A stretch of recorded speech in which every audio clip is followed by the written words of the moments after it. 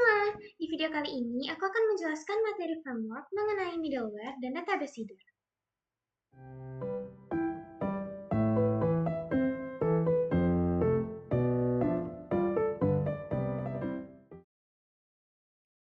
Middleware. Middleware dalam Laravel adalah lapisan penghubung antara request dan aplikasi. Middleware memproses permintaan sebelum diteruskan ke controller. Bisa diibaratkan seperti penjaga gerbang yang memeriksa permintaan sebelum diizinkan masuk ke dalam sistem. Volume middleware ini terletak di app HTTP.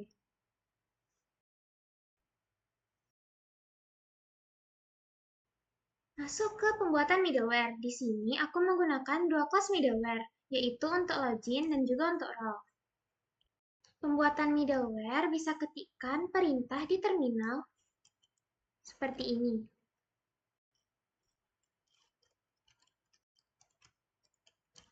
Diikuti dengan nama kelasnya. Nanti akan terbuat otomatis di dalam folder app HTTP. Ini adalah bentuk default dari middleware.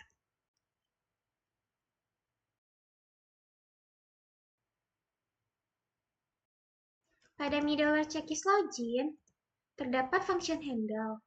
Di dalamnya, kita terapkan logika out check seperti pada dashboard sebelumnya. Jangan lupa untuk import class out-nya. Di dashboard controller, hapuskan aja out check-nya, sehingga dia cuma ada berisi return view aja.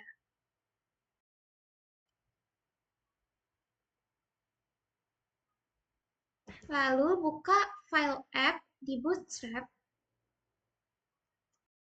Daftarkan alias middleware yang udah dibuat tadi, agar dapat dipanggil nantinya.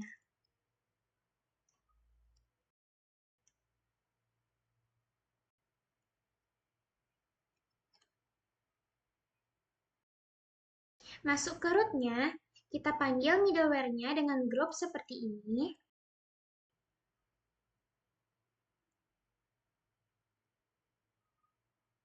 Dan masukkan list root yang akan diterapkan di dalam middleware checklist login. Middleware checklist login ini akan memfilter setiap request agar pengguna harus login terlebih dahulu. Jika tidak, request akan dialihkan ke halaman login. Ini adalah root yang akan dimasukkan ke bagian middleware checklist login, dan hanya dapat diakses ketika checklist login berhasil. Kemudian kita akan membuat middleware satu lagi untuk check role. Sebelum buat middleware-nya, tambahkan dulu kolom role pada tabel user. Penambahannya kita gunakan migration. Di sini aku udah buat migration-nya. Isi bagian function up dan function down-nya seperti ini. Di bagian function up ini, role akan ditambahkan setelah password.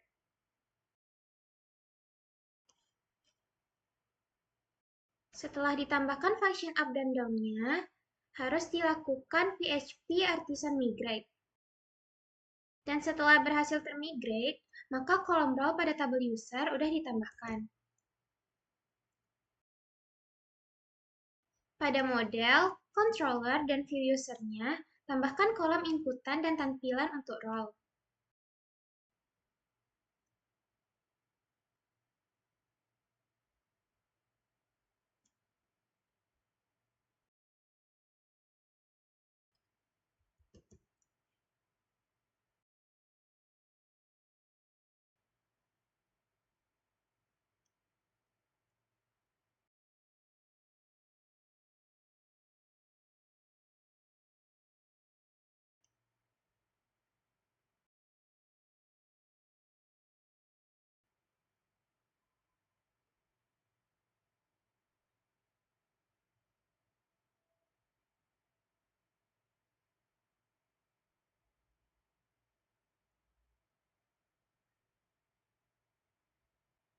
Setelah ditambahkan semuanya, kita buat middleware seperti tadi dengan nama checkrole.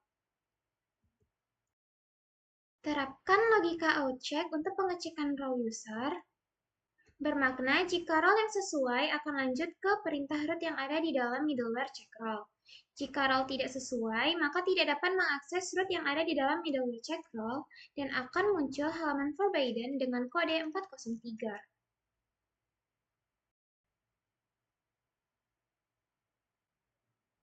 Lalu tambahkan alias check role di Bootstrap app dan import kelasnya.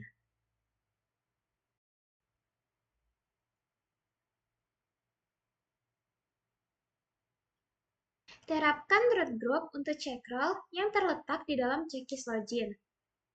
Di sini aku terapkan kalau hanya role admin yang dapat mengakses halaman dan melakukan CRUD, pelanggan, mitra, dan user.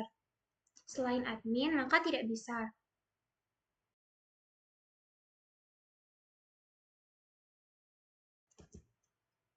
Sebelumnya, pada out controller, aku udah ubah kondisi pengecekannya.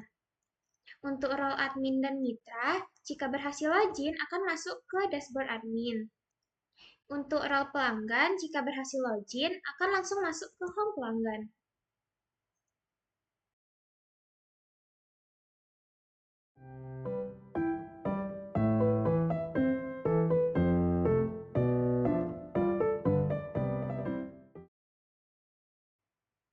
Database Seeder.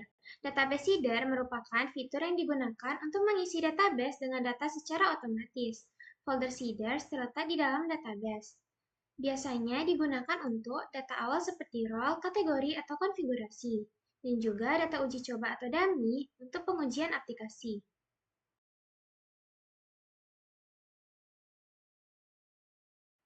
Masuk ke database Seeder, aku akan contohin untuk create user, create pelanggan dummy, dan create mitra dummy. Pertama, create user. Seeder dibuat melalui terminal seperti ini,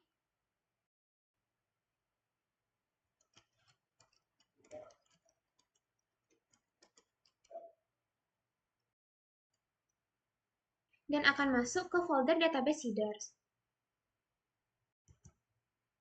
Ini adalah tampilan default dari seeders. Pada create user, masukkan isi sesuai kolom pada database user seperti ini, dan jangan lupa import class dan package setiap kali digunakan.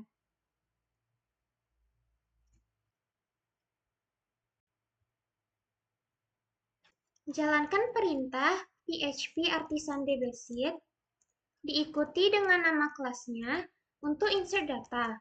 Kelas ini disesuaikan dengan nama kelas seed yang mau dijalankan ya. Sebagai contoh, kelas create user. Lanjut ke create dummy, perbedaannya hanya terletak di isi function run. Di sini menggunakan variabel factor untuk inputan random dari sistem. Create pada dummy menggunakan package factor factory untuk mendapatkan datanya.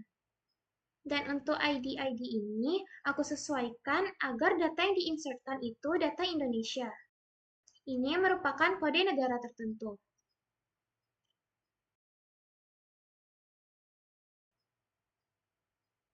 Nah, pemanggilan seeder ini langsung ke kelasnya, sehingga tidak perlu didaftarkan di database seeder. Jadi, database seedernya kita kosongkan aja. Lanjut ke menjalankan websitenya. Untuk halaman home dan dashboard harusnya bisa diakses ketika sudah login aja. Karena di sini aku belum ada isi database untuk user dengan role-nya, pertama kita jalankan dulu create user-nya agar dapat akses halaman user dan tambahkan data sebagai admin. Kalau sudah berhasil, tandanya insert data udah ada untuk adminnya. Kita coba login menggunakan data tersebut. Dan berhasil masuk sebagai admin. Sebagai admin, kita bisa akses semuanya, dashboard, pelanggan, mitra, dan user. Coba tambahkan data usernya untuk role pelanggan dan mitra.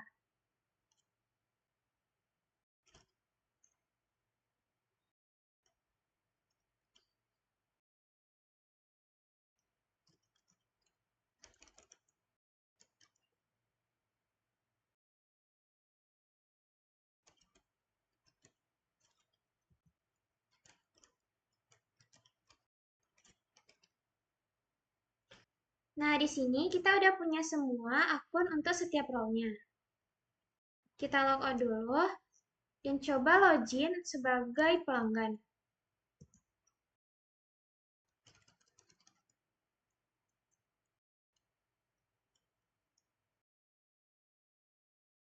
Nah, akan masuk ke bagian home pelanggan.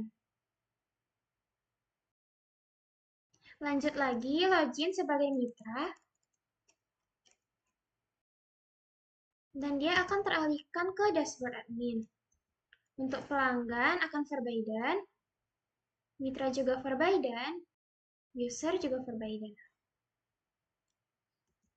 Sudah berhasil dan sesuai kondisi semua, keluar, dan masuk kembali sebagai admin.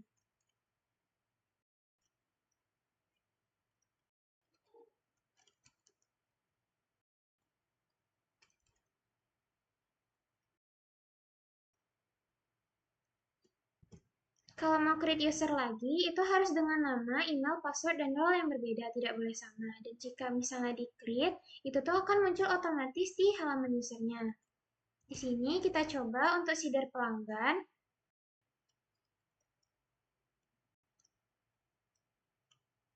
Dan akan muncul data random seperti ini sebanyak 100 data. Karena rank yang kita tentukan tadi adalah 100. Coba lagi untuk mitra.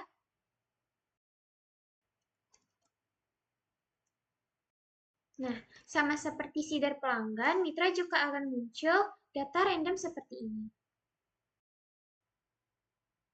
Semoga video kali ini dapat bermanfaat dan membantu teman-teman semuanya. Sampai jumpa!